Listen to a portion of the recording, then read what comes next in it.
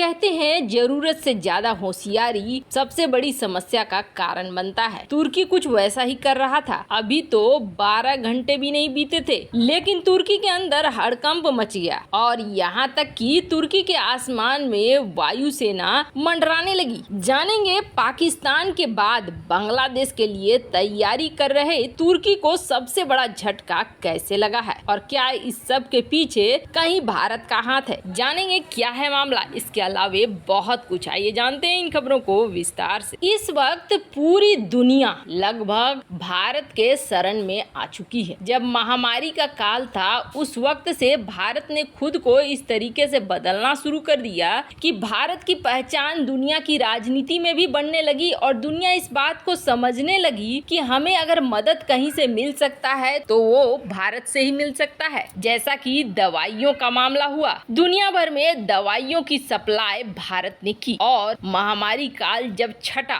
तो फिर रूस यूक्रेन की ये नई लड़ाई आ गई और इस लड़ाई के बीच भी भारत दुनिया भर को खाद्यान्न बांट रहा था। लेकिन कालाबाजारी को रोकने के लिए, जमाखोरी को रोकने के लिए भारत ने एक्सपोर्ट पर बैन लगाया। पर अभी भी गवर्नमेंट टू गवर्नमेंट जब बात होती है तो भारत गेहूं की सप्लाई कर रहा है, चीनी की भी सप्लाई कर रहा है। पर इन सब के बीच में तुर्की को भेजे गए माल के साथ तुर्की ने बहुत ही गलत किया। तुर्की ने दरअसल न सिर्फ इस माल को लेने से मना कर दिया बल्कि भारत को नीचा दिखाने के लिए यहाँ तक कह दिया कि ये जो है बिल्कुल सही नहीं है, अच्छा नहीं है, इनके गेहूं में कीटाणु है, रोगाणु है। ये भारत के गेहूं को बदनाम करने के लिए तुर्की ने किया। तुर्की को ऐसा लगा कि इस तरीके से भारत को अंतर्राष्ट्रीय स्तर पर नीचा कर सकते हैं और भारत जो इस वक्त गेहूं से मुनाफा कमा रहा है वो मुनाफा बंद हो जाए। हालांकि तुर्की के पास सेकंड ऑप्शन के तौर पर रूस और यूक्रेन तैयार थे, इसीलिए तुर्की ने ये कदम उठाया भी, वरना तुर्की खुद ही भूखों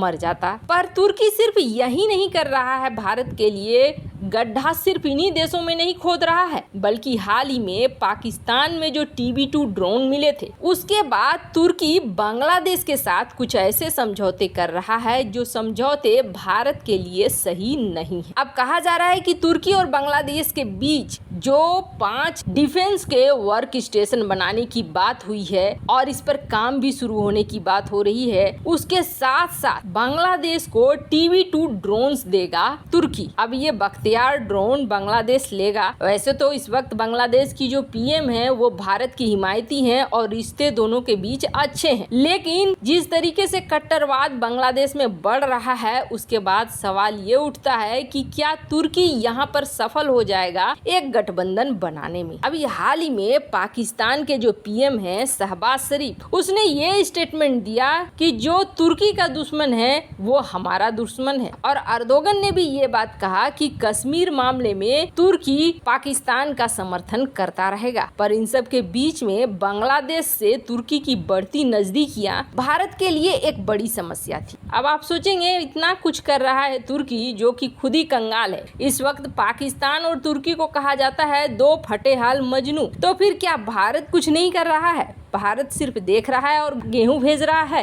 तो आपको बता दें, मानवता के आधार पर भारत ने गेहूं बेचा ताकि कोई भूखा न रहे, लेकिन इसका मतलब ये नहीं है कि भारत कूटनीतिक, राजनीतिक और सैन्य तौर पर तैयारियां नहीं कर रहा है। अभी तो मुश्किल से 12 घंटे भी नहीं बीते थे और अर्दोगन को इसका एहसास होने लगा जब उसके आसमान पे फाइटर जेट दौड़ने लगे और ये फाइटर जेट जब घेरने लगे अंकारा को, तब तुर्की को ये समझ में आया कि यहाँ पर क्या पंगे हो गए हैं। ऐसा नहीं है कि भारत इस बात को लेकर चुप हो जाएगा कि तुम कश्मीर में जो चाहे करो, तुम TB2 ड्रोन्स पाकिस्तान में पहुंचा दो। पाकिस्तान का दुश्मन कौन है इस वक्त? तो भारत है। भले बांग्लादेश की बात करें तो बांग्लादेश के इस वक्त डिस्प्यूट चल रहे हैं म्यांमार के साथ भी। ऐसे में TB2 ड्रोन्स का लेना बांग्लादेश के लिए कोई और भी मकसद हो सकता है। पर हाँ, तुर्की यहाँ किसी साफ मकसद से नहीं आया है, ये तो साफ साफ है। पर भारत भी अब वही हाल कर रहा है तुर्की का, जो तुर्की यहाँ करने की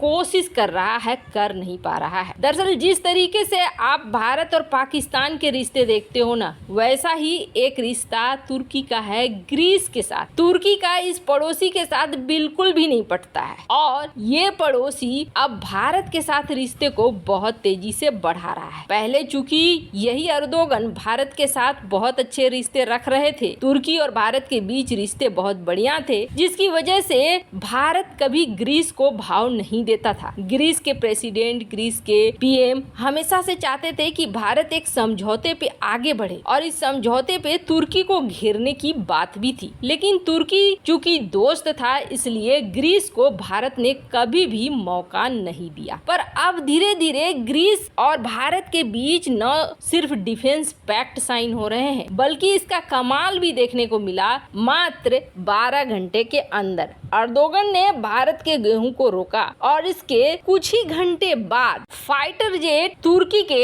एयर स्पेस पे घूमने लगे। अब दोनों ही है नाटो देश, तुर्की भी और ग्रीस भी, और ये फाइटर जेट ग्रीस के थे जो तुर्की के आसमान में दिखने लगे। आपको बता दें, ग्रीस और तुर्की इधर बीच आपस में बातचीत कर रहे थे कि हर तरीके से मामले को सलटाया जाएगा, पर ऐसा होता हुआ दिखा नहीं। अब जैसे ही ये घुसपैठ की खबर आई, वैसे ही अर्दोगन ने बोला कि अब तुर्की से हमारी कोई बातचीत नहीं होगी, अब होगी तो हम लड़ाई लड़ेंगे, हम अपने तनाव को ही बढ़ाएंगे, हम किसी भी तरीके से अब चुप नहीं बैठेंगे। लेकिन कहते हैं ना, घर में नहीं है दाने और अम्मा चली भुनाने। अभी तुर्की को 5 देशों ने राफेल के साथ घेर लिया है। जो तुर्की का इलाका आप देख रहे हैं, तुर्की के इलाके में ज्यादा से ज्यादा देश हैं जो तुर्की के दुश्मन ही हैं, और इन दुश्मनों ने खरीदा है राफेल। चाहे आप इजिप्ट की बात करें, ग्रीस की बात करें, या फिर क्रोएशिया की बात करें, या फिर सऊदी की ही बात क्यों न करें। वैसे आपको बता दें, सऊदी अरब और तुर्की के बीच रिलेशन अच्छे बिल्कुल भी नहीं है। ऐसा इसलिए क्योंकि तुर्की बनना चाहता है खलीफा और सऊदी अरब उस पोजीशन पर पहले से बैठा हुआ है। ऐसे में सऊदी अरब इस पोजीशन को छोड़ना नहीं चाह रहा है। तो तुर्की के आने वाले दिन बेहद बुरे हैं, वो साफ साफ दिख रहे हैं। खैर, तुर्की के आसमान में फाइटर जेट घुसने की इस घटना ने तुर्की के अंदर बवाल मचा दिया है और ग्रीस के साथ जो समझौता करने की कोशिश कर रहा था, पीस डील करने की कोशिश कर रहा था तुर्की, वो इस वक्त खटाई में चली गई है। अर्थव्यवस्था की बात करें तो अर्थव्यवस्था तो वैसे ही गर्त में है। कहते हैं, जब सत्ता पे बैठा इंसान सही नहीं होता है तो पूरा का पूरा देश डूब जाता है, और तुर्की उसी दिशा में चल रहा है। पहले पाकिस्तान दिवालिया होगा, फिर तुर्की, और बांग्लादेश ज्यादा दिन तक इनके साथ रहा तो वो भी उसी कगार पर पहुंच जाएगा। वैसे इस मामले में आपकी क्या राय है, कमेंट कर जरूर बताएं। जल्द मिलते हैं अगली वीडियो में नई खबर के साथ।